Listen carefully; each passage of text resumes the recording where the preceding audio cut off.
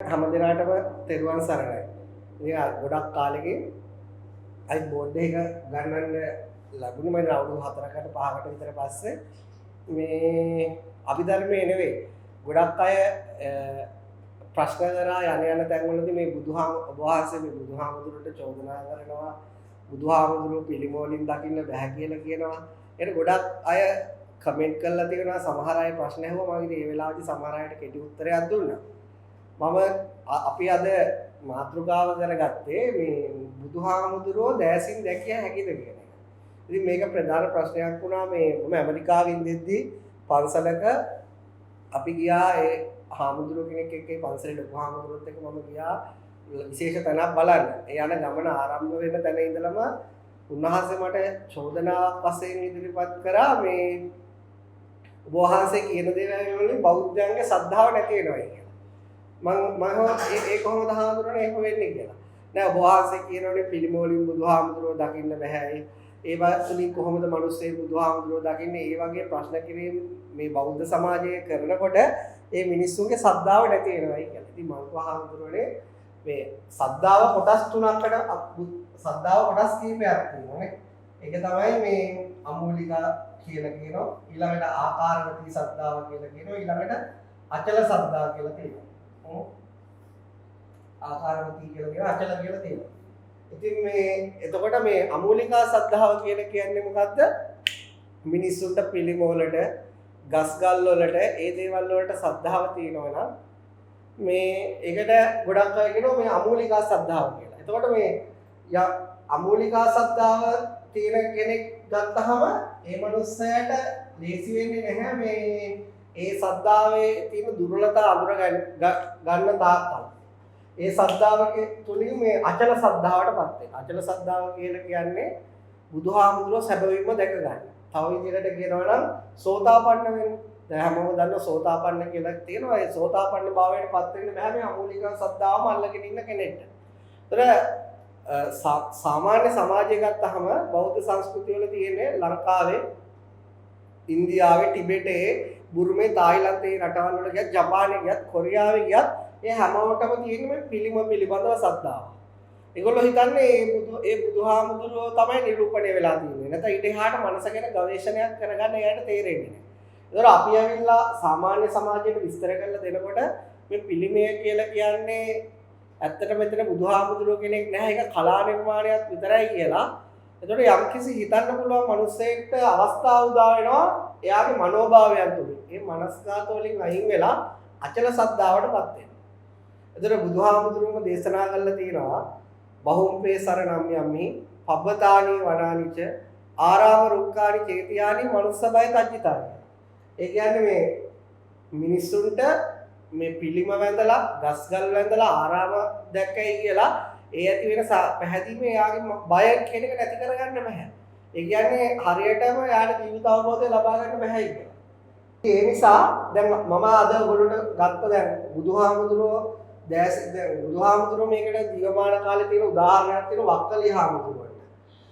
වක්කලි ස්වාමීන් වහන්සේට කියන මම මේ සූත්‍රය තෝරලා ගත්තා ඔයගොල්ලන්ට ඒකම පෙන්නන්න. වක්කලි හාමුදුරුවන්ට කියන ඔයගොල්ලෝ හැමෝම අහලා තියෙන එක. වක්කලි හාමුදුරුවෝ මහණුනේම බුදුහාමුදුරුවෝගේ රූපේ බලන්න. බුදුරජාණන් වහන්සේ රූපයේ මේ දකින්න පුළුවන් බැරි බව උන්වහන්සේ වක්කලි හාමුදුරුවෝ ගැන කිව්වා. උන්වහන්සේ මේ වක්කලි සූත්‍රය ගත්තාම සංයුත්ත නිකායේ ඒකේ තියෙනවා මේ සම්පූර්ණම වක්කලි හාමුදුරුවෝ ළඩ වෙලා සම්පූර්ණම මේ සූත්‍රය දේශනා කරන බුදුහාමුදුරුවෝ උන්වහන්සේ බලන්න යනවා. ඒ ගියාට පස්සේ මේ බුදුහාමුදුරුවෝ මහාන වක්කලි මගේ මේ කුණු කය දැකලා යෝ වක්කලි මුතිකේන දික්කනකොට මගේ මේ කුණු කය දැක්කට පස්සේ දැක්කලා කවදාවත් මම දකින්න පුළුවන්ද කියලා ප්‍රශ්නාර්ථයක් එනවා. ඒ යෝකෝ වක්කලි ධම්මං පස්සති සෝ මං පස්සති. යෝ මං පස්සති සෝ ධම්මං පස්සති. ධම්මච්චි වක්කලි පස්සන්තෝ මං පස්සති. මං පස්සනෝ ධම්මං පස්සති. ඒ කියන්නේ මේකේ පැහැදිලි බුදුහාමුදුරුවෝ කියන්නේ ඔබට මාව කවදාවත් මේ කුණු ශරීරය දැකලා දැක ගන්න නම් ජීවිතේට හම්බ වෙන්නේ නැහැ. ඔබට මාව දැක ගන්න පුළුවන් ධර්මයේ දැක්කොත්. ඔබ දවසක ධර්මයේ දැක්කොත් මාව දැක්ක වෙනවා. මම දැක්ක කියන්නේ අනිත් පැත්තට ධර්මයේ දකින්න එකක් කියලා. එතකොට මෙතෙන්දී බුදුහාමුදුරුවෝ කියන්නේ ගෞතම බුදුරජාණන් වහන්සේ ජීවමාන කාලේදී තමන්ගේ ශ්‍රාවකයා උත්සාහවත් කරනවා මේ පංචේන්ද්‍රයන් ඔබට ගිහිල්ලා මේ බුද්ධත්වයේ ගැන බුදුන් ගැන ඔය අවබෝධ කරවලා දෙන්න. එතකොට මිනිස්සු ගත්තාම මේ එක එක මනෝභාවයන් වල ඉන්නවා. එක එක මනෝභාවයන් වල ඉන්නවා. බුදුහාමුදුරුවෝ කියන්නේ මේ එක එක මනෝභාවයන් වල ඉන්නවා. මේ වගේ කෙනෙක් ඉන්නේ නැති, මේ වගේ කෙනෙක් ඉන්නේ නැති, මේ වගේ කෙනෙක් ඉන්නේ නැති කියලා සමහර අය ඒ පිළිම දැකලා ඒවට ආස කරනවා. නමුත් දැන් තියෙන ප්‍රශ්නේ තමයි කවුද බුදුහාමුදුරුවෝ කියන්නේ එතකොට. දැන් ගෞතම සිද්ධාර්ථ ගත්තට පස්සේ සිද්ධාර්ථ අවබෝධය හොයාගෙන යනකොට අවුරුදු 35 යාට යම් අවබෝධයක් ලැබෙනවා. ඒක තමයි බුද්ධත්වයේ කියලා කියන්නේ. එතකොට ඒ අවබෝධය පහළ වෙන්න පෙර කොහෙද තිබුණේ? ඒක මේ මුළු මහ විශ්වයේ අනන්ත විශ්වයේ පුරාම පවතිනවා. එතකොට මිනිස්සුන්ගේ සීමා තියෙනවා. මිනිස්සුන්ට තියෙනවා දාගත්ත ගොඩාක් ප්‍රේම්ස් තියෙනවා. අපි කියමු ගැහැණු, පිරිමි, ඊළඟට යාද සංස්කෘතික සීමා ගොඩාක් ඒව ඔළුවේ දාගෙන ඉන්නේ. එතකොට ඒ සංස්කෘතික සීමා වලට අපේ ඔළුව පිරලා තියෙන. කියන්නේ දැනුම ඔළුවෙන් පිරෙනකොට මේ විශ්වයේ තියෙන බුදුහාමුදුරු අපිට දකින්න අවසරයක් නැහැ. දැන් ගෞතම සිද්ධාර්ථට උනේ ඒ දේවල් වලින් හිත පිරිසුදු කරන්න මේ විශ්වයේ තියෙන බුද්ධ ස්වභාවය සිද්ධාර්ථ ඇතුළට එනවා. එතකොට මේ ඇතුළට එනවයි කියලා ගත්තාට පස්සේ ඒක වැරදියට තේරුම් ගන්නවා. ඒ සිද්ධාර්ථ ඇතුළට එනවා. එතකොට අන්න ඊට පස්සේ තමයි ප්‍රතිඥා දෙන්නේ අලුත් දෙයක් හොයාගත්තා ඒක. එතකොට ඇත්තටම එදා බුද්ධ ගයාවදී බුදුනේ මේ සිද්ධාර්ථ නෙවෙයි. ඇත්තටම එදා බුදුනේ සිත. එතකොට මේ අවබෝධය ලබා දෙන්න තමයි උන්වහන්සේට අවුරුදු 45 පුරාම ගත කරන්නේ. ඒ ගත කරගෙන ගිහිල්ලා පරිනිර්වාණයටපත් වෙනකොට ඒ පරිනිර්වාණයටපත් වෙන්නේ බුදුහාමුදුරුවෝ නෙවෙයි.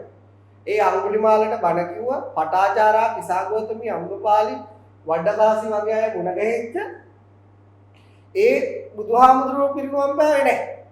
ඒ බුදුහාමුදුරුවෝ නැවත මේ සබාව දහමට එකතු වුණා. ඒක තමයි මට කියන්න ඕන පණිවිඩය. ඔයගොල්ලෝ කවදාවත් නාසපු එදා දැන් අද කොවිඩ් හැදිලා මුළු ලෝකෙම මේ ඉතාමත් අමාරු තැනක ඉන්නවා. ඒ අමාරු තැනක ඉන්නකොට ඔයගොල්ලන්ට හිතෙන්න පුළුවන් කට්ටියට අනේ අය බුදුහාමුදුරුවෝ ඇවිල්ලා මටත් පිහිට වුණා නම් කියලා. ඇත්තටම බුදුහාමුදුරුවෝ අපි හැමෝටම පිහිට වෙන හැම මොහොතකම මේ හුලගත් එක්ක මේ ඉරත් එක්ක මේ උඩ බැලුවම අනන්ත ආකාශයත් එක්ක මේ ගස් කොළන් එක්ක මේ හැම තැනම බලාගෙන ඉන්නවා. අපේ මේ ඒ කුණු වැඩි නිසා අපේ හිතේ තියෙන කුණු ගතිය වැඩි නිසා බුදුහාමුදුරුවන්ට අපිට ඇතුල් වෙන්න බෑ. ඒ නිසා අපි දැන් নানা ආකාර දේවල් දැන් ගත්තොත් මේ මම අර බ්‍රිස්බේන් වල පන්සලක හිටියා.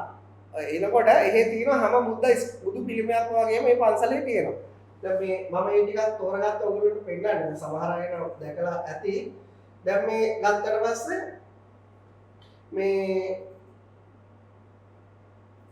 දැන් ගත්තාම භූතාන වල ගත්තට පස්සේ මෙන්න මේ වගේ එකක් තමයි මිනිස්සු හිතන්නේ බුදු පිළිමයක් කියලා. ඒ භූතාන රටට ගියාට පස්සේ ඒගොල්ලෝ ගොඩක් සද්දායෙන් මල් තියලා වදින්නේ, ගරු කරන්නේ මේ මෙන්න මේ වගේ ස්වභාවයකට. දැන් තවත් රටකට ගියාට පස්සේ අපි ගත්තම චීනෙට ගියාට පස්සේ දැන් මේ චීනේ මේ වගේ පිළිමයක් දැක්කම තමයි මිනිස්සුන්ට සද්දාව උපදින්නේ.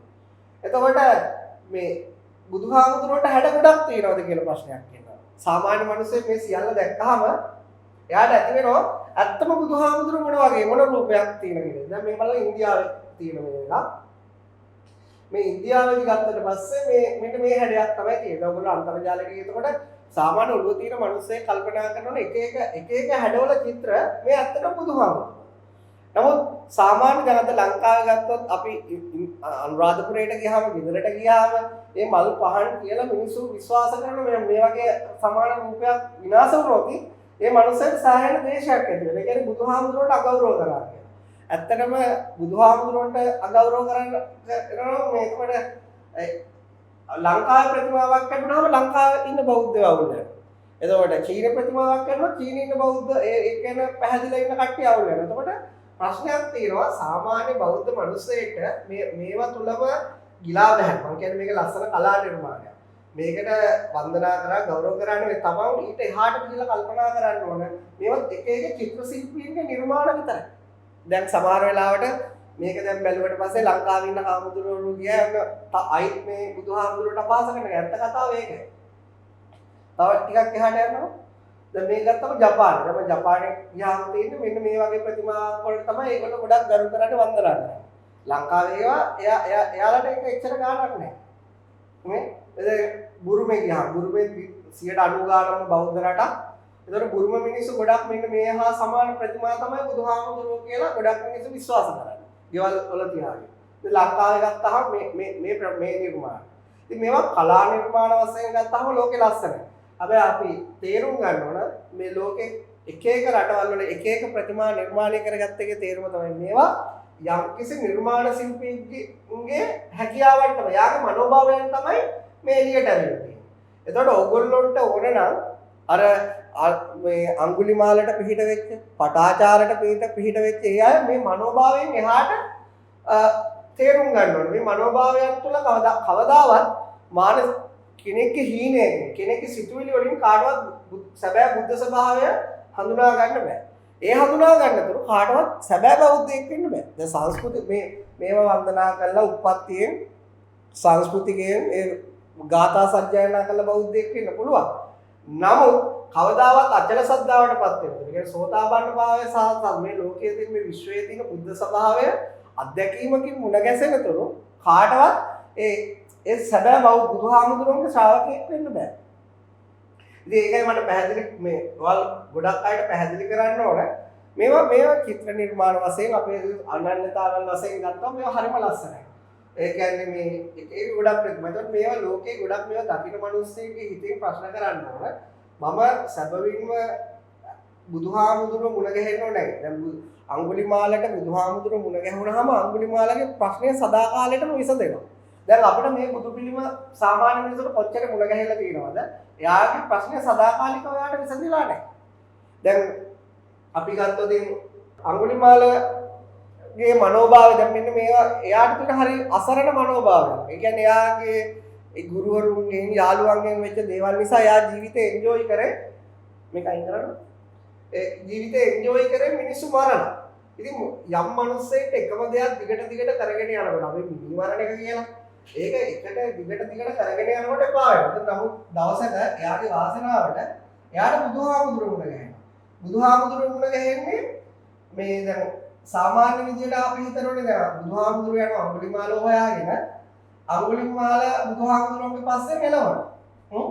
එතකොට ඇත්තටම බලුවොත් බුදුහාමුදුරුවෝ මුණ ගැහෙන්න ඕන අඟුලිමාල එළවන්න පටන් ගත්ත වෙලාවෙනේ. අඟුලිමාල යම් ශ්‍රමණ රූපයක් දකිනවා. ඒ ශ්‍රමණ රූපය දැකලා එයා එලවන්න පටන් ගන්න වෙලාව වෙනම් හරිනම් අපිට අනුව බුදුහාමුදුරුවෝ මුණ ගැහෙනවා. නමුත් අඟුලිමාලට එලවන්න පටන් ගත්ත වෙලාවේ නෙවෙයි ඇත්තටම බුදුහාමුදුරුවෝ මුණ ගැහෙන්නේ. කොයි වෙලාවද? එයා දැන් ඇත්තට මේ මිනිස්සේ ගත්තාම මිනි මරලා ඇඟිලි එකතු කරලා එපා. දැන් අද දැස් දකින්නකොට දැන් මේ කොවිඩ් හැදිලා ගෙවල් වල ඉන්න මිනිස්සුන්ට සමහරට ගෙදර ඉඳලා එපා වෙනවා. රස්සාවල් වලට දිගටම යන මිනිස්සුන්ට ඒ රස්සාව කළ මිනිස්සුන්ට එකම දෙයක් දිගට ගන්නකොට එපා වෙනවා. එපා විතර අඟුලි මේ මිනිස්සු මිනි මරුවත් හොරකම් කරත් හොඳ දෙයක් කරා නරක දෙයක් කරා එක දිගට යනකොට අපිට මෙහෙම ගෙවල් වල ඉන්න මිනිස්සුන්ට උයන මිනිස්සුන්ට වියල වෙලා එපා වෙනවා. දරුවෝ හදන අයට කියනවා මේ දරුවෝ හදලා එපා වෙනවා. ඉගෙන ගන්න අයට ඉගෙනගෙන එපා වෙනවා. ඉතින් එතකොට ඒ මනෝභාවයන් වලට ගිහිල්ලා බැලුවාම හරිම අසරණකමක් තියෙනවා. දැන් මේක අහගෙන ඉන්න අයට තේරෙන්නේ නැත්නම් තමයි ජීවිතේ එහෙම අසරණ අවස්ථා එනවා. ඒතර අඟුලිමාල අපි අසරණ අවස්ථාව ආවම අපි අපේ යාළුවෙක්ට කියනවා. අපි එක්කෝ ඒ රස්සාව නතර කරලා ට්‍රිප් එකක් යනවා.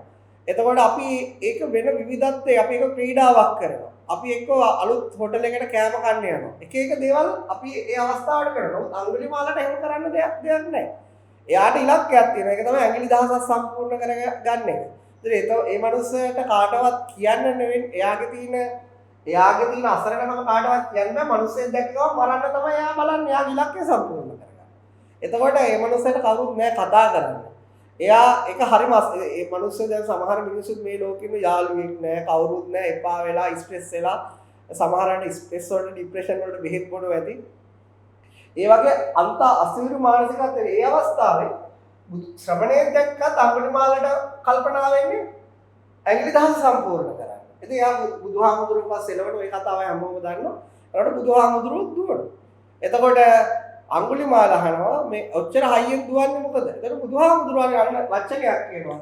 අඟුලිමාල මේ මම දුවන්නේ මම කවදාවත් දිව්වේ නැහැ. එතකොට එයා කියනවා ඔබ මේ ශ්‍රමණයෝ බොරු කියන්නේ නැහැ. දැන් බලන්න මෙතන තියෙන ලස්සනම දේ තමයි තාම අඟුලිමාලට බුදුහාමුදුරුවෝ මුණ ගැහිලා නැහැ. එයාට සාමාන්‍ය ශ්‍රමණයෙක් විතරයි ඇවිල්ලා තියෙන්නේ.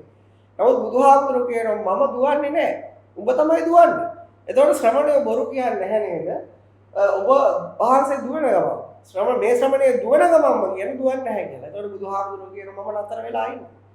මට මානසික වෙහසක් නැහැ. මම මේ මගේ මනස දුවන්නේ නැහැ. මගේ මනසේ දේවල් හඹා යන්නේ නැහැ. ඉතින් ඒකයි මම නතර වෙලා ඉන්නවා කියලා. අන්න ඒ අවස්ථාවේදී අඟුලිමාලගේ අර අසරණකම අර පීඩාව සම්පූර්ණයෙන්ම පහ වෙලා යනවා. එතකොට අඟුලිමාල කියන්නේ මහා ප්‍රඥාවන්තයෙක්. මහා යමක් කිව්වහම තේරුම් වචනයට එහා කියලා තේරුම් ගන්න හැකියාවක් තියෙන කෙනෙක්. ඒ අවස්ථාවේදී අඟුලිමාලට බුදුහාමුදුරුවෝ මුණ ගැහෙනවා. ඒ මුණ ගැහෙන්නේ ඇස් දෙකට පෙනීම තුළින් නෙවෙයි. ඒ මුණ ගැහෙන්නේ අවුරුදු 35 දී ගයාවේදී සිද්ධාර්ථව විනාශ කරගෙන පහළ වෙච්ච බුද්ධ ස්වභාවය. ඒක ඇහැට පේන්නේ නැහැ. ඒක කනට ඇහෙන්නේ නැහැ. ඒක මේ වචන වලින් සම්ප්‍රේෂණය කරන්න බෑ. අන්න ඒක මුණ ගැහිමත් එක්ක මේ මානසික අසහනය, මානසික පීඩාව අතුරුදහන් වෙලා අපේ මනස සම්පූර්ණ බුද්ධ ස්වභාවයක් තුලින් වෙලා ගන්න. ඉතින් මිනිස්සේ උප්පත්තිය ලැබුණාම ඒ උප්පත්තිය ලැබලා මරණය දක්වාම ඇත්තටම හැම තැනදීම බුදුහාමුදුරුවෝ හම්බ වෙනවා. අවුරුදු 2000 අපිට කාලතරණය කරලා පිටිපස්සට යන්න ගියොත් අපි ගිහිලා ඒ ගෞතම බුදුහාමුදුරුවෝ ශරීරයෙන් දකින්න ඕනේ නැහැ. නමුත් මෙන්න මේ වර්තමාන මොහොතේදීම තමන්ගේ තියෙන මේ පටු සීමා රාමු ඔක්කොම ඔළුවෙන් අයින් කරලා දාලා. සමහර මිනිස්සු මමත්ය හදාගෙන අපි ගැහැණු අපි පිළිම අපි මෙච්චර දේවල් ඉගෙනගෙන තියෙනවා අපිට මෙච්චර දැනුමක් තියෙනවා අපිට මෙච්චර හැකියාවක් තියෙනවා අපි ශ්‍රී ලාංකිකයි අපි බෞද්ධ අපි ක්‍රිස්තියානි අපි කතෝලික අපි මුස්ලිම් ඔය ආදී වශයෙන් අනන්‍යතා රාශියක් මේ ඔළුවේ දාගෙන තියෙනවා.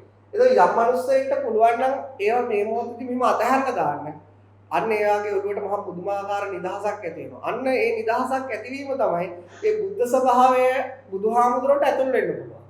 දැන් අඟුලිමාල බුදුහාමුදුරුවෝ මුණ ගැහෙන පීඩනයේ උපරිම අවස්ථාවක. ඒ කියන්නේ මේ භාවනා කරන අවස්ථාවකදී දැන් ආරණ්‍ය වලට ගිහිල්ලා පන්සල් වලට ගිහිල්ලා භාවනා මධ්‍යස්ථානයේ භාවනා කරන්නේ බුදුන් මුණ ගැසෙන. ඒ මිනිස්සු දන්නවා මේ හිත නිවා ගන්න. ඒතකොට අපි අඟුලිමාලගේ වාසනාව කියන්නේ මේ මිනිස්සෙන්ට බුදුහාමුදුරුවෝ හම්බ වෙන්නේ ඒ මිනිස්සෙගේ පීඩනයේ උපරිම අවස්ථාවේ. එතනින් ඉවරයි. එතනින් මරණකත් ඉවරයි. එතනින් අඟුලිමාලත් ඉවරයි. ඉතින් ඒකේ නමත් අයින් කරලා ඊට පස්සේ බුදුහාමුදුරුවෝ එක්කගෙන යනවා. ඒ නිසා ඔබට බුදුහාමුදුරුවෝ මුණ ගැහෙන්න ඕන නම් ඔබට සාමාන්‍ය පුංචි කාලේ ඉඳලා බණ අහලා මේ තමයි පූජ්‍යමි බුද්ධං සුමේනනේන කිය පිළිමවලට වැඳලා ගරු කරලා ඒක කිසි ප්‍රශ්නයක් නෑ. ඒක අපේ සංස්කෘතිය ඒ දේවල් කරාට ප්‍රශ්නයක් නෑ. නමුත් ඔබ තේරුම් ගන්න ඕන. ඔබට බුදුහාමුදුරුවෝ මුණ ගැහෙන්න ඕන ඔබේ මේ ඔළුවේ දාගත්ත සීමා පටු දේවල් ඒ හදාගත්තේ මේ ඔළුවෙන් අයින් කරලා දාන්න. ඔළුව පිරිසුදු කරගන්න. මේ ඔළුව තමයි හැමතිස්සෙම අපිට මේ විශ්වයේ යථාර්ථය මුණ ගැහෙන්න ඉඩ දෙන්නේ. ඊළඟ දේ තමයි අපි ගත්තාම දැන් ඉන්දියා ඒ කාලේ දැන් තිබුණ දැන් බුදුහාමුදුරුවෝ සදා ජීවමානයි කියන දැන් අද අපිට එකපාරට කියන්න පුළුවන් බුදුහාමුදුරුවෝ ජීවමානයි කියලා. නමුත් ඉන්දියානු සමාජයේදී එහෙම කියන්න බෑ. ඒතකොට ඒගොල්ලෝ අහනවා මේ මරණයෙන් පස්සේ තථාගතයන් වහන්සේ ඉන්නවද කියලා ප්‍රශ්නයක්. තථාගතයන් වහන්සේ මරණයෙන් පස්සේ ඉන්නවද? ඇද්ද? ඊළඟ තථාගතයන් වහන්සේ මරණයෙන් පස්සේ නැද්ද?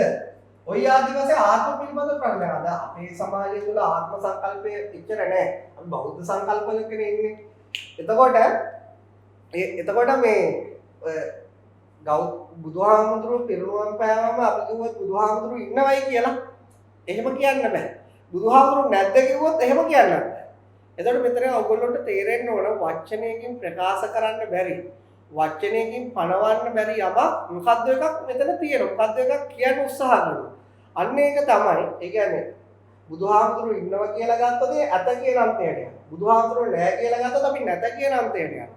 ওই දෙපැත්ත විතරයි අපිට වචන වලින් පැහැදිලි කරන්න පුළුවන්. එතකොට යම් කිසි කෙනෙක්ට බුදුහාමුදුරුවෝ මුණ ගැහෙන්න අවශ්‍ය නම් වචන වලට එහා ගිහිල්ලා මොකද්ද එකක් තියෙනවා. මොකක්ද එකක් කියනවා. ඒ ස්වභාවය මුණ ගැහෙන්න හිත අර දේවල් වලින් අයින් කරලා නිශ්චල කරනවා. නිශ්චල කරාම මුණ ගැහෙනවා. දැන් අපි ගත්තොත් පටාචාරයටත් එහෙමයි. අපි දැන් පටාචාරා කියන කෙනාගේ අපි අහපු මනෝභාවය ගත්තට පස්සේ දරුවෝ මැරිලා, මිනිස්සු මැරිලා, ඒ කියන්නේ දැන් අද වසංගත ඇවිල්ලා මුළු පවුලම සමහරට කොවිඩ් හැදලා දෙන්න තුන් දෙනා මැරලා ඉන්න පුළුවන්. එතකොට ඒ පවුලේ ඉතුරු වෙච්ච අයට තියෙන මනෝභාවය ඉතාමත් අන්ත අසරණ දරුණු ස්වභාවයක්. අද දැන් මේ ලෝකේ වගේ අය උනට සල්ලි තියෙනවා, ධනය තියෙනවා, දීපල තියෙන නමුත් බෙහෙත් ටිකක් අරන් දෙන්න බැරි වෙනවා තමන්ගේ ළඟම හිටපු කෙනා. ඉතින් ඒ වගේ දැන් පටාචාරා කියලා ගත්තට පස්සේ එයා ධනවත් පවුලක ඉපදිලා එයා සමාන්ට සංස්කෘතිය සුදුසු නැති විවාහයක් කරගෙන දරුවෝ හදාගෙන දෙමව්පියෝ බලන්න එනකොට දරුවෝ තුන්දෙනායි මිනිස්සෙයි නැති වෙනවා. එතනින් අසරණ වෙලා ගෙදර එනකොට එදාර විශාල පාරිසරික හේතුවක් නිසා ගෙදර විනාශ වෙලා අම්මයි තාත්තයි අයි සහෝදරයයි නැති වෙනවා. ඒතර හිතන්නකෝ එහෙම ඒ සියල්ල අහිමි වෙච්ච මිනිස්සෙක් මානසික ස්වභාවය. එයා තනිකර උමතුෙන් දැන් එයාට මේ ලෝකේ ජීවත් වෙන්න කියලා අරමුණක් තියාගන්න බෑ. ආකල්පයක් තියාගන්න බෑ. එයා සතු සියල්ල එයා මැරෙන්න කලින් විනාශ කරනවා. ඒතර බුදුහාමුදුරුවෝ ගාවට ආව එක වචනයක් කියන්නේ. මොකද්ද? නැගෙනියනි සිහියෙන් ඉන්න. එච්චරයි. එතකොට පටාචාරා සිහියක් නැතුව අවසියෙන් බුදුහාමුදුරුවෝ දකිනවා. නමුත් ඒ දැක්ක වෙලාව නෙමෙයි බුදුහාමුදුරුවෝ මුණ ගැහිච්ච වෙලාව. ඒක හරි අමුතු කතාවක්. පටාචාරා තමන්ගේ දැසින් බුදුහාමුදුරුවෝ දකින්නේ බුදුහාමුදුරුවෝ වචනය අහන ගොඩක් වෙලාවකට කලින්. නමුත් බුදුහාමුදුරුවෝ එයාට යම් වචනයක් කියනවා. ඒ වචනේ තමයි නැගෙනියනි සිහියෙන් ඉන්න. එතකොට තමන්ගේ අර මානසික අසරණභාවයට සිහිය පිහිටවා ගන්නවා. එතකොට මොකද්ද වෙන්නේ? ඒ සියලුම මෙතන අසරණ වෙන්න දැන් මේ මොහොතේදී මේ ලෝකේ මේ වචන අහන කිසිම පුද්ගලයෙක් අසරණ වෙන්න කිසිම හේතුවක් මේ මොහොතේ නැහැ. තමන්ට සිහිය පිහිටවා ගත්තම බලන්න කිසිම ප්‍රශ්නයක් නැහැ. එතකොට අපිට අපේ සිහිය අඩු වුණාම තමයි මේ ඔළුවේ ඇති වෙන එක එක සිතුවිලි ජාලා වලින් අපි අසහනයට පීඩනයට අපි කියන ડિප්‍රෙෂන් වලට හැම දෙයකටමපත් වෙනවා. එකපාරටම පටාචාරගේ සිහිය එයාගේ සිත කෙරෙහි පිහිටියා. පිහිටිය ගමන් මේ දුක එයා පටාචාරට බුදුහාමුදුරුවෝ වුණ කෙනා. පටාචාර දැක්කා දුක් වෙන්න කවුරුවත් නැහැ. දුක් වෙන්න කෙනෙක්වත් දුකටපත් වෙන්න හේතුවක්වත් නැහැ. ඒක යන්නේ. ඒක අපි කියනවා පටාචාරාට බුදුන් මුණ ගැසීම කියලා. එතකොට පටාචාර දැසින් ගෞතම බුදුහාමුදුරුවෝ දැකපු එක නෙමෙයි බුදුන් මුණ ගැසීම වශයෙන් පෙන්වන්නේ. යම් වචනයක් ඇහුණා ඒ වචනය එහාට ගිහිල්ලා වචනයෙන් ප්‍රකාශ කරන්න බැරි අත්දැකීමක් ලැබෙනවා. ඒ අත්දැකීම තමයි බුදුන් මුණ ගැසීම වශයෙන් සටහන් වෙන්නේ. නැත්තම් දැන් ගෞතම බුදුහාමුදුරුවෝ දේවදත්තටත් හම්බුණා. ගෞතම බුදුහාමුදුරුවෝ පාරේ යනකොට දැන් බුදුහාමුදුරුවෝ ඒ පණිවිඩය අරගෙන මුලින්ම පස්සක දවසක් වාගෙන යනකොට එක මිනිස්සෙක් බමුණෙක් හම්බ වෙලා උඩුක්කුවට hina වෙලා ගියා බුද්ධත්වයටපත් වෙලා ඉන්නවා. එතකොට ඒ කිසිම කෙනෙක්ට බුදුහාමුදුරුවෝ මුණ ගැහුන්නේ නැහැ. ඒ නිසා මේ ලෝකේ ඉපදිච්ච මිනිස්සුන්ට අමාරුම දේ තමයි මේ තමන්ට හම්බ වෙන බුදුහාමුදුරුවෝ අඳුරගන්න. ඒක හරිම අමාරුයි. ඒ කියන්නේ මේ බුදුවරු අපි ජීවත් වෙනකොට අපිට හම්බ වෙනවා. මම කිව්වේ මුළු ස්වභාව දහමෙම මේ හැමතැනම අපි අසහනයටපත් වෙන, අපි සතුටටපත් වෙන, ඒ හැමතැනම බුදුහාමුදුරුවෝ බලන් ඉන්නවා අපිත් එක්ක ඒ ඩීල් එක කරන්න. අපිව සම්පූර්ණයෙන් නිදහස් කරන්න. නමුත් අපේ තියෙන සාපේට, අපේ තියෙන පාපයට අපිට අපි ඒකට සූදානම් නැහැ. අපේ එක්ක ආසාව වැඩි ගොඩක් බහුලයි. අපි එක්ක ගොඩක් මේ ලෝකයෙන් අපේ ඔළුවට දාපු ඒවට අපි ගොඩාක් කොටු වෙලා ඉන්නේ. ඉතින් ඒ නිසා තමන්ගේ මේ ඇත්තටම දැන් සැබෑම නිදහස් බෞද්ධයෙක් වෙන්න නම් සැබෑම බුදුහාමුදුරුවෝ කාට හරි මේ විශ්වයේ ඒනේ පරම යථාර්ථය දැන් සත්‍ය ගොඩක් නෑනේ. මේ සත්‍ය එකයි කියන්නේ. ඒ සත්‍ය තමයි බුද්ධ ස්වභාවය කියලා කියන්නේ. ඉතින් මේ ලෝකේ ගොඩක් භාෂාවල් තුනට ගොඩක් ආගම් තුනට සත්‍ය දෙකක් නෑ. සත්‍ය එකයි කියන්නේ. අපි ඒකට කියමු බුද්ධ ස්වභාවය කියලා. අන්නේ මුණ ගැසීම තමයි බුදුන් මුණ ගැසීම කියලා කියන්නේ. දැන් අපි ඊළඟට ගත්තොත් සරියුත් මහරහතන් වහන්සේ. සරියුත් මහරහතන් වහන්සේ දී කාලේ උපතිස්ස. එයාට බුදුහාමුදුරුවෝ මුණ ගැහිච්ච විදිය. ඒ උපතිස්ස කියලා කියන්නේ එතකොට එයා මේ යමක් හොය යනවා. මොකද්ද මේ ලෝකේ යථාර්ථය? ධනවත් පවුලක ධනවත් කුලයක ඉන්දියාවේ ඉපදිලා ඒ වේද ඒ කාලේ තිබිච්ච වේද ඒවා ඉගෙනගෙන ඊළඟට අපි සාමාන්‍ය විදියට කියනවා සාමාන්‍ය තරුණයෝ විදියට සල්ලිකාර පවුලක ඒ ළම ඒ දේවල් වල විදියට නයිට් ක්ලබ් ගානේ ගිහිල්ලා ඒ දේවල් හොයාගෙන ගිහිල්ලා ඒවත් අතහැරලා දාලා ලෝකේ යථාර්ථය හොයාගෙන යනවා. එතකොට ඒ හොයාගෙන යන උපතිස්සට හම්බ වෙනවා මේ ශ්‍රමණේ අස්සජි. අපි කියව අස්සජි හාමුදුරුවෝ මහරහතන් වහන්සේ හම්බුණා. ඒ හම්බ වීමේදී යම් වචනයක් ඇහෙනවා. ඔයගොල්ලෝ හැමෝම මේක අහලා තියෙනවා. යෝ ධම්මං පස්සති සෝමං පස්සති. එතකොට මේ මොකද? ඊයේ ධම්මා හේතුපබව තේසං ඒ කියන්නේ යමක් හේතුන් නිසා හට ගන්නවද? හේතු නැතිවීමෙන් නැති වී යනවා කියන ඕක ওই වචනේ ඇහිමත් එක්කනේ සරියුත් හාමුදුරුවන්ට බුදුහාමුදුරුවෝ හම්බ වෙන්නේ. ඒ කියන්නේ උපතිස්සට බුදුහාමුදුරුවෝ හම්බ වෙනවා. හැබැයි උපතිස්ස ඒ වෙනකොට ගෞතම බුදුරජාණන් වහන්සේ දැසින් දැකලත් නැහැ. කවදාවත් ෆේස් ටු ෆේස් මුණ ගැහිලත් නැහැ. හැබැයි පස්සේ කාලේ මුණ ගැහෙනවා. හැබැයි මුණ ගැහෙන්නේ යන්න කලින් බුදුහාමුදුරු මුණ ගැහිලා ඉවරයි. ඒ ඇහැට නෙවෙයි, ඒ කනට නෙවෙයි, ඒ ශරීරයට නෙවෙයි, ඒ මනසට අරමුණක් වශයෙන් නෙවෙයි. එතකොට ඒ කොහොමද බුදුහාමුදුරු මුණ ගැහුනේ? ඒ මුණ ගැහුනේ ඒ විශ්ව ස්වභාවය ප්‍රත්‍යක්ෂ කරගන්න. එතකොට කෝලිතත් එහෙම. දැන් අපි කියන මුගලන් මහරහතන් වහන්සේ කියලා ඒ ගෞතම බුද්ධ ශාසනයේ බබලු දෙන්නේ කියලා ඒ දෙන්නට බුදුහාමුදුරු මුණ ගැහෙන්නේ භෞතිකව මුණ ගැහෙන්න පෙර. දැන් පටාචාරට අඟුලිමාලට කලින් ගෞතම බුදුහාමුදුරුව භෞතිකව මුණ ගැහෙනවා. එතනින් එහාට පස්සේ අර දෙන්නට උපතිස්ස කෝලිත කියන දෙන්නට කලින් මුණ ගැහිලා පස්සේ භෞතික ස්වභාවයක් හම්බ වෙනවා. එතකොට ඒගොල්ලෝ දන්නවා මේ ඇවිල්ලා පණිවිඩ කරුවා විතරයි. මේ භෞතික ස්වභාවනේ බුදුහාමුදුරුවෝ කියලා ඒගොල්ලෝ කලින්ම දන්නවා. ඉතින් ඒ නිසා ඔන්න ඔය ගැන සූත්‍රයක් තියෙනවා. දැන් උත්තර ප්‍රශ්නයක් ඇති වෙනවනේ. එතකොට එතකොට බුදුහාමුදුරුවන්ට පුද්ගල ස්වභාවයක් තියෙනවද නැද්ද කියලා. එතකොට ඔකට සූත්‍රයක් තියෙනවා අංගුත්තර නිකායේ. අපි ඒ සූත්‍රය හරිම ලස්සන ඒක චුට්ටක් බැලුවොත් මේ ප්‍රශ්නේ විසඳෙනවා. දැන් මට කාට හරි චෝදනා කරනවා මේ දේශනාව වැරදි කියලා මේ සූත්‍රය එතකොට ඔය ත්‍රිපිටකේ වයින් කරන්න. එතකොට දැන් මෙතන තියෙනවා ඒක පුද්ගලෝ වික්කේ ලෝකේ උපජ්ජමාන උපජ්ජති. ဒ ුතියෝ අසහය අප්පටිකෝ අප්පටි සමෝ අප්පටි භාගෝ අප්පටි පුද්ගලෝ අසමෝ අසම සමෝ. කතමෝ එනු තථාගතෝ රහත සමෝ. කියන්නේ තථාගත රහත් සම්මා සම්බුදුරජාණන් වහන්සේ කියන කෙනෙක් උප්පත්තිය ලැබනවා ලෝකේ. එයාගේ ප්‍රතිමාන ලන්න බැරි. අප්පටි පුද්ගල එයා පුද්ගලයෙක් නෙවෙයි. එයා කාටවත් සමාන කරන්න බැරුව. ඒ සමාන කරනවා නම් ඒ බුද්ධ සභාව දැන් දැන් අපිට තියෙන අපේ ලංකාවේ පිළිමේ සංසන්දනය කරන්න පුළුවන් බුරුම පිළිමෙත් එක. බුරුම පිළිමේ සංසන්දනය කරන්න පුළුවන් කොරියන් පිළිමෙත් එක.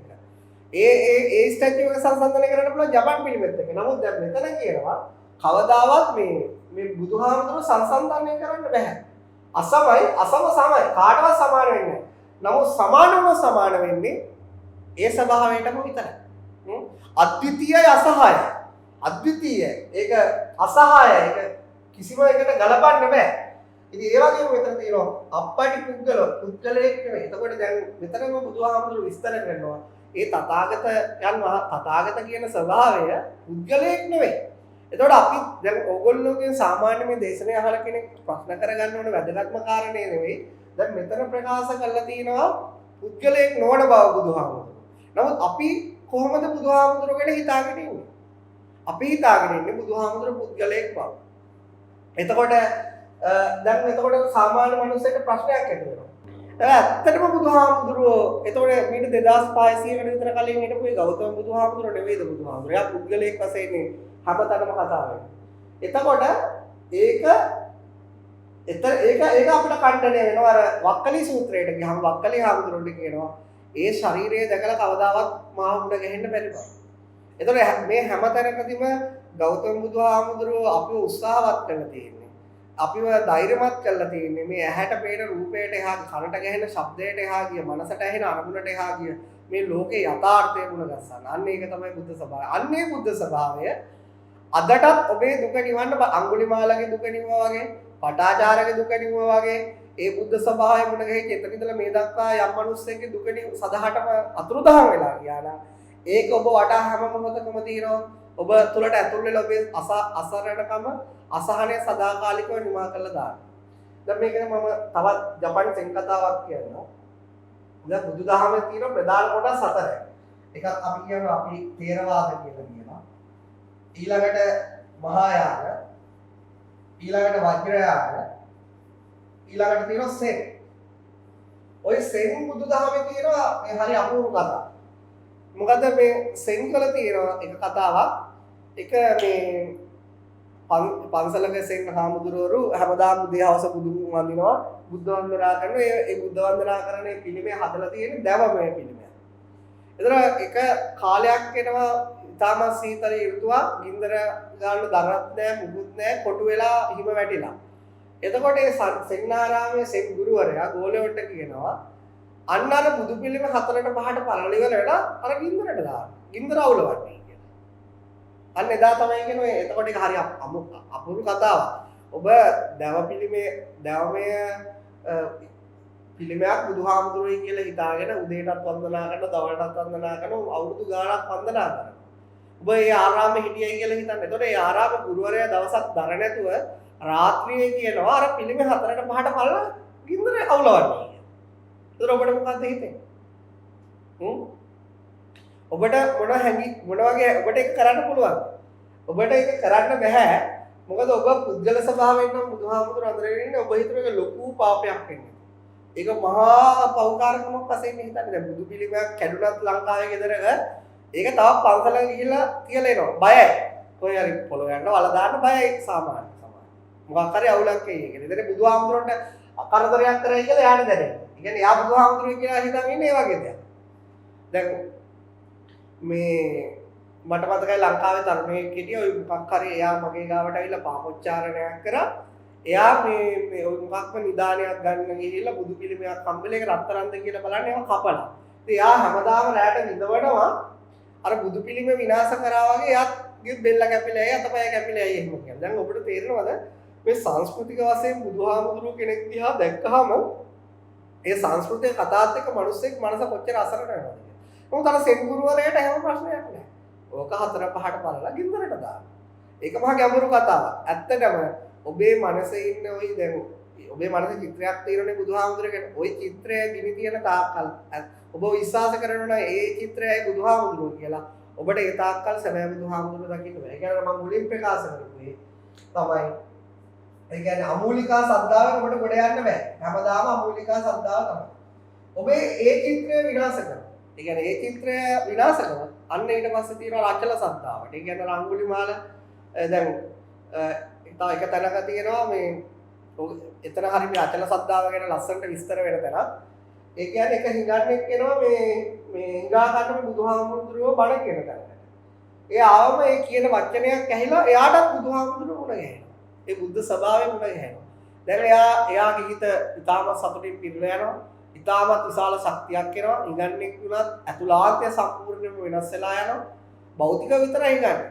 එතකොට බුදුහාමුදුරුවෝ කියනවා මෙන්න මේ වගේ කෙනෙක් අද ආවා මෙතනට ආවේ කෑම සොයාගෙන. එයාට මේ අනිත් අයට දේශනා කරන වචනයක් ඇහුණා. ඒ වචනෙත් එක්ක එයා බුදුන් දහම් සඟුන් දැක්කා. ඊට පස්සේ ඕක අහගෙන ඉන්නවා කියන සක්‍රදේවේන්ද්‍රයා ඊට පස්සේ මෙයාගේ පරික්ෂා කරන්න ගිහිල්ලා කියනවා මේ මම ඔබගේ ඇඟේ තියෙන කුෂ්ඨ රෝගයක් හොඳ කරලා දෙන්න. මම මේ ඔබට ධනයක් දෙන්න මේ නගරේ ප්‍රධාන සිටුවරයා කරන්න. මේ ඇත්තටම බුද්ධ ස්වභාවය කියලා එකක් නැහැ. බුදුන් කියලා කෙනෙක් නැහැ. දහම කියලා දෙයක් නැහැ. සංඝයා කියලා දෙයක් නැහැ. එතකොට එහෙම කියපන් මේක. එතකොට අහනවා මේ ඔබ කවුද මට එහෙම කියන්න කියලා. ඒ කියන්නේ මේ පෘථිවි තලයේ කාට හරි ආධ්‍යාත්මිකව මේ වචන වලට එහා ගිහිල්ලා යම් කිසි කෙනෙක්ට මේ පරම සත්‍ය අත්දැකලා තියෙනවා නම් එයා දන්නවා මේ වචන වලින් කියන්න බැරි තර්කයට ගෝචර නැති මේ පිළිම වලට එහා ගියමක් තියෙනවා. ඒ යන්නේ ස්වභාවය සමග. ඒ බුදුහාමුදුරුවෝ කිසිම ජාතියකට අයිති නැහැ. එයා ඒ බුදුහාමුදුරුවෝ ඉන්දියාවේ ඉපදිච්ච කෙනෙක් නෙවෙයි. දැන් ලංකාවේ ලොකු ප්‍රශ්නයක් තියෙනවා. ලංකාවේද බුදුන් උපන්නේ ඉන්දියාවේද කියලා. දැන් මම මේ පැහැදිලි කරන්න දෙන උත්තරීතර ස්වභාවය ඒක ශ්‍රී ලංකාවේ පහළ වෙන එකකුත් නෙවෙයි. ඒක ඉන්දියාවේ පහළ වෙන එකකුත් නෙවෙයි. ඒක ජපානයේ පහළ වෙන එක. ඒකට ඒක කිසිම ජාතියකට අයිති නැහැ. ඒක කිසිම ආගමකට අයිති නැහැ. ඒක මේ බෞද්ධ සිංහල බෞද්ධ කියලා එකක් තියෙනවානේ. ඒක ඇතුලේ පහළ වෙන එකක් නෙවෙයි. දෙමළ බෞද්ධ කියලා එකක් තියෙනවා. ඒක ඇතුලේ පහළ වෙන එකකුත් නෙවෙයි. එතකොට ඒක කිසිම ආගමකට අයිති නැහැ.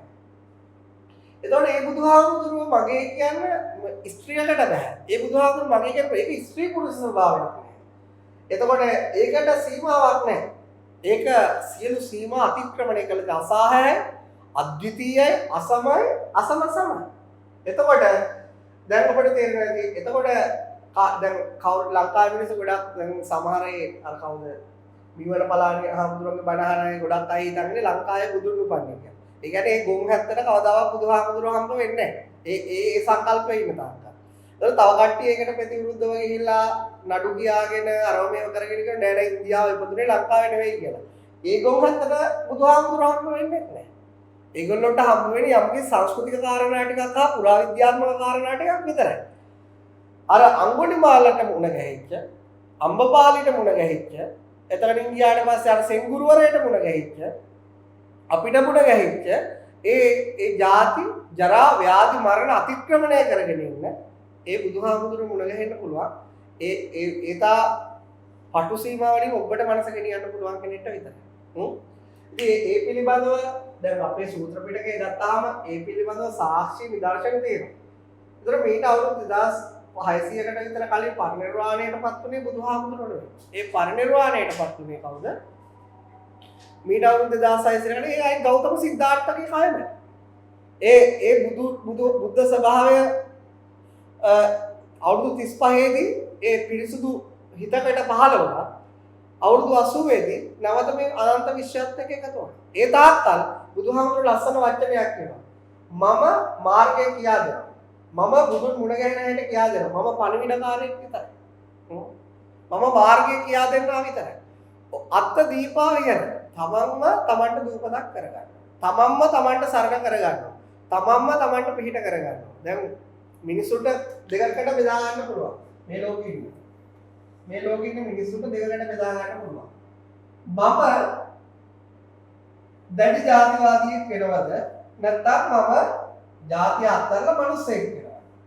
මම දැඩි ආගමික භක්තිය දැන් මේ කියන ආගමෙන් මැරෙන්න පුළුවන් ආගමෙන් වෙඩි තියාගන්න ගිනි දැන් අෆ්ගනිස්තානේ මේ ආගමෙන් වෙඩි තියාගන්න මැරෙන්න ගිනි තියාගන්න බෝම්බ තියාගන්න අය. එහෙම තියෙන අන්තවාදියෙක් වෙනවද? එහෙම නැත්නම් ඒ ආගමික සංකල්ප අත්හැරලා හිත පිරිසුදු කරගන්න මිනිස්සෙක් වෙනවා.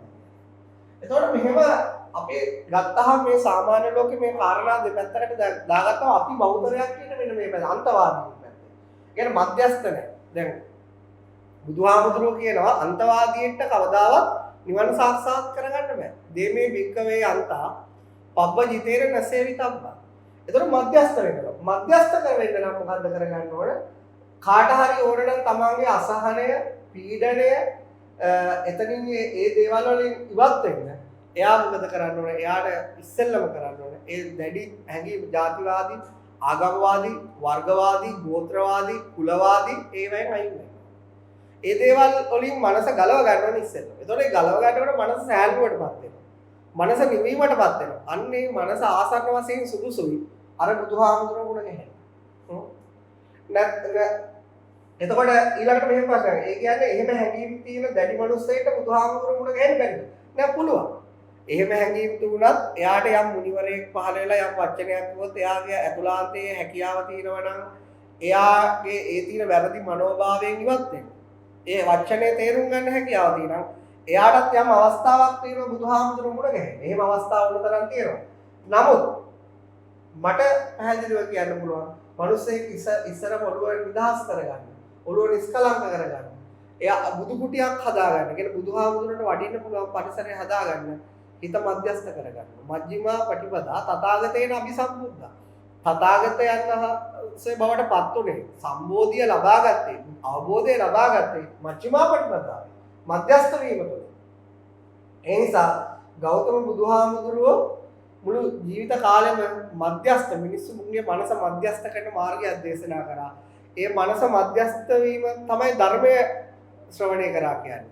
ධර්මය අහගත්ත කියන්නේ. අන්නේ ධර්මය අහගත්ත කෙනාට යෝ ධම්මං පස්සති සෝමං පස්ස ගන්න බුදුන් මුණ ගැහෙන්න පුළුවන්. යමෙක් බුදුන් මුණ ගැහුණා කියන්නේ ਉਹ අනිත් පැත්තට ධර්මයේ ශ්‍රවණය දැක්කා. ධර්මයේ දැක්කයි කියන්නේ මධ්‍යස්ථ වුණා. ඒ නිසා මට දැන් මගේ දේශනාවල ගොඩක් අයට මම මේව පැහැදිලි කරලා දීලා තියෙනවා මිටින් මිට. මම හිතනවා අද ගොඩක් අලුත් අය බලාගෙන ඉන්නවා ඇති මොකක්ද කියලා. ඉතින් ඔයාලගේ හිත මධ්‍යස්ථ කරගන්නේ කොහොමද? එතනින් ගියාට පස්සේ එහෙම වෙන්නේ කොහොමද? ඒකට ඉතින් ගොඩාක් දේශනා තියෙනවා. ඒ දේශනාවක එක වචනයක් සමහර විට ප්‍රමාණවත් මිනිස්සෙට මධ්‍යස්ථ වෙනවා. ඒ දේශන අහගෙන යනකොට සමහරට ඔබට එක වචනයක් ඇහෙනවා. ඒ ඇහිමත් එක්ක අර ඔබේ තියෙන මානසික අසහනය, පීඩනය සදාකාලයට විනාශ කරගෙන ඒ උතුම් හිත ශ්‍රේෂ්ඨත්වයටපත් වෙනවා. හිත උතුම්ත්වයටපත් වෙනවා. කියන හිත බුදුන් දකින්න. ඒ පිරිසුදු හිතක් බුදුන් දකිනවා. ඒක තමයි ජීවිතේ මිනිස්සෙගේ වාසනාවන්තම අවස්ථාව. එතකොට මම අද මේ කියන්නේ මේ ඊට පස්සේ තවත් අවස්ථාවක් පැහැදිලි කරන්න හදන්නේ. දැන් මේ ධාතු විභංග සූත්‍රය අපි අහලා තියෙනවා මේ පුක්කුසාති රජතුමා ගැන. පුක්කුසාති රජතුමාට බුදුහාමුදුරුවෝ හම්බ වෙන්නේ හරි අපූර්ව විදියකට. ඒ මොකද්ද මේ ඒ කතාවත් අපි අහලා තියෙන මේ ධාතු විභංග සූත්‍රයේදී පුක්කුසාති රජතුමාට මේ රජකම් කළා එපා. දැන් අපේ රටේ නම් මේ ගත්තට පස්සේ ඒක අනිත් පැත්තනේ. අපේ රටේ ගත්තට පස්සේ පරාද වුණාම අයිත් එන්නනේ බලන් ඉන්නකොට රජකම් කළා එපා වෙන්නේ නැහැ. මොකද එපා කරගන්න බෑ. එපා වුණත් අයිත් එන්න ඕන වෙනවා. මොකද දැන් අර හොරකම් කළා අරෝ මේව කරාට පස්සේ උසාවි වල නඩු ගියාට පස්සේ ඒවට ප්‍රශ්න ඇති වෙනවා.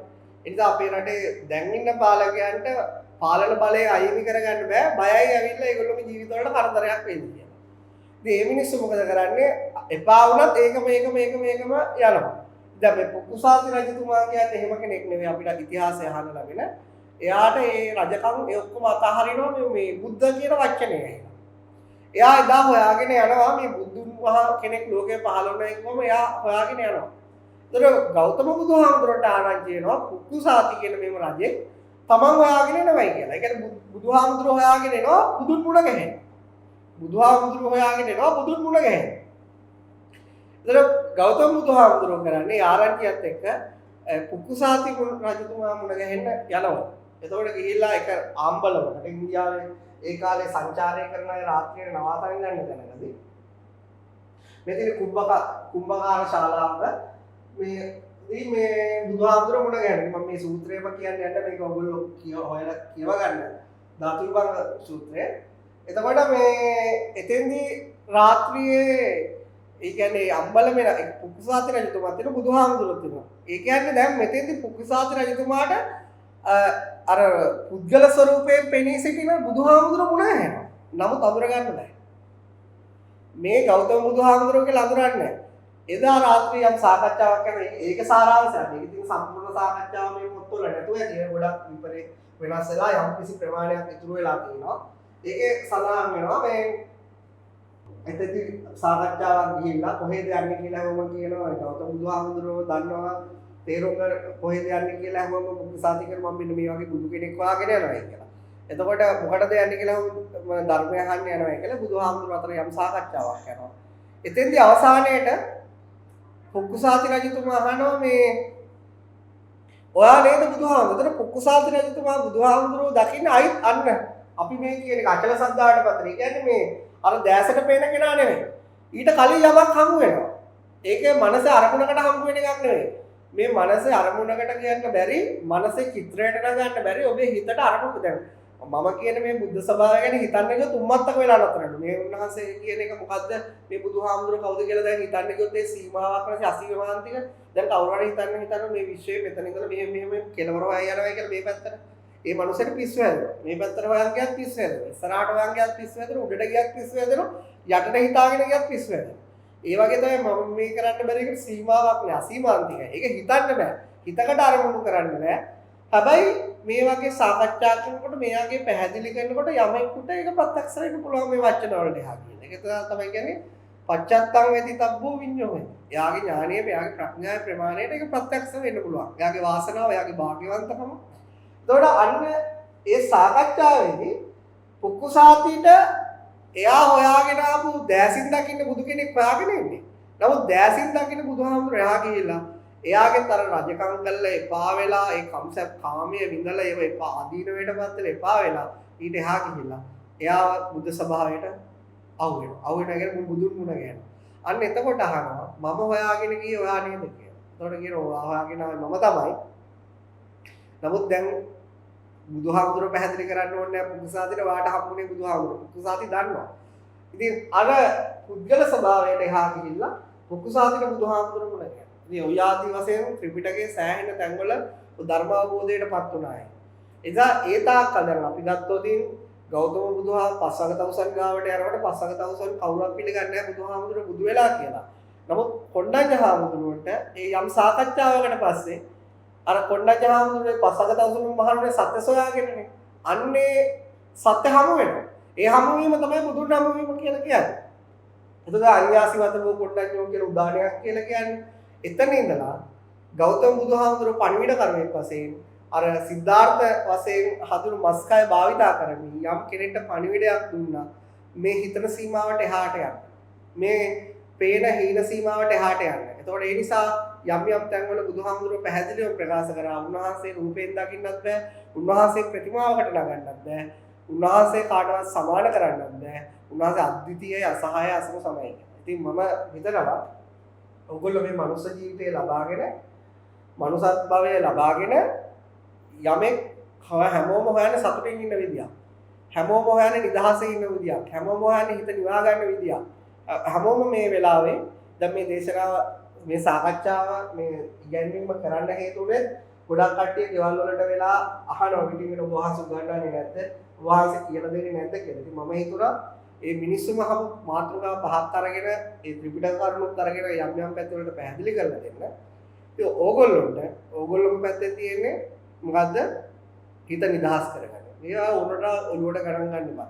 දැන් මේ වෙලාවේ කොවිඩ් ඇතිලා ගෙදරට වෙලා ඉන්නවනම් මොන හරි වැඩක් කරන්න. මේ දැන් මම මේ කියන්නේ මම කිව්වා කියලා මේ බුද්ධ ස්වභාව හොයන්න යන්න එපා. ඔබ හිත නිදහස් කරගන්න මධ්‍යස්ථ වෙන්න. කිසි දෙයක් ඕනට වඩා ගණන් ගන්න එපා. මේ වගේ තත්ත්ව වුණත් ඕනට වඩා ගණන් ගන්න එපා. ඒ අවස්ථාව එන්ජොයි කරන්න. දැන් බුදුහාමුදුරු එක ලස්සන පාඩයක් කියලා තියෙනවා. අතීතයේ වෙච්ච දේවල් කල්පනා කරලා වැඩක් නෑ. ඔය වෙලාව ඉවරයි. අනාගතය ගැන සිහිනමවල වැඩකුත් නැහැ. තාම උදා වෙලා නැහැ. ඒ දෙකම එච්චර වැඩක් නැහැ. නැත්නම් මේ මොහොත. අන්න අපිට ඉඟියක් දෙනවා. බුදුන් මුණ ගැහෙන්න මේ මොහොතේ ඉන්න. මේ මොහොත ගත කරන්න. මේ මොහොත කිසිම ප්‍රශ්නයක් නැහැ. මේ මොහොත පරිපූර්ණයි. ඒ වගේ අපිට ගොඩක් අර ඉඟි දීලා දෙනවා. අපිට ඉඟියක් දෙන්න පුළුවන්. එතකොට එක ඉඟියක් තමයි අතීතයට සම්බන්ධ වෙන. අතීතයත් එක්ක මේ හැල හැප්පිලා අල්ලගෙන ඕනොට වඩා හිතලා කල්පනා කරලා අරක නැතුණා මේක නැතුණා අරක ලැබුණා මේක ලැබුණා මට මේක කරන්න තියුණා අරක කරන්න උන් කොච්චර හිතුවත් වැඩක් නැහැ. ඒ ඔක්කොම වෙන්න ඕන විදිහට වෙලා ඉවරයි. අනාගතේ මම අරක කරන්න ඕන මේක කරන්න ඕන වැඩක් නැහැ. එච්චර ඕනොට වඩා කල්පනා කරලා උදා වෙලා නැහැ. වර්තමානයේ පිරිසුදුයි වර්තමානයේ නැවුම් වර්තමානයේදී ඔබට ඔය හැම කෙනෙක්ටම බුදුහාමුදුරු මුණ ගැහෙන ඒ හැම කෙනෙක්ටම මුණ ගැහෙන වර්තමානයේ මෙහෙම මේ අතීතයේ අනාගතයේ නෙවෙයි වර්තමානයේ මුණ ගැහෙන. එතකොට මම මේ ප්‍රකාශ කරන මේ වර්තමානයේ මුණ ගැහෙන බුදුන් ගැන තව සබාවක් තියෙනවා. මේ කාලය මේ අවකාශය ඒ දෙකට එක අහු වෙන්නේ. ඒකයි ඔබට ප්‍රකටයි. අපේ හිත කාලයත් එක්ක බැඳිලා තියෙන්නේ. අවකාශයත් එක්ක මේ බැඳිලා තියෙන්නේ. මේ දිග පළලොස මේ බුදුහාමුදුරු මුණ ගැහුණොත් කාට හරි තේරෙවි මේ කාලයට අයිති නැහැ. මේ අවකාශයට අයිති නැහැ. මේ අකාලිකයි. ඒ කාලයට අයිති නැති නිසා තමයි මේ හැම මොහොතකම බුදුවරු ඉන්නේ අපිට මුණ ගැහෙන්නේ. ඒ නිසා තමයි බුදුවරු කවදාවත් පරිනිර්වාණයටපත් වෙන්නේ නැත්තේ.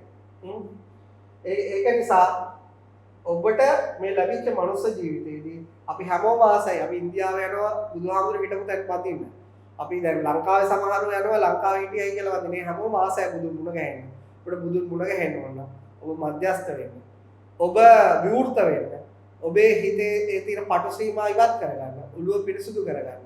දැනුමට තියෙන බැඳීම අතහැරලා දාන්න.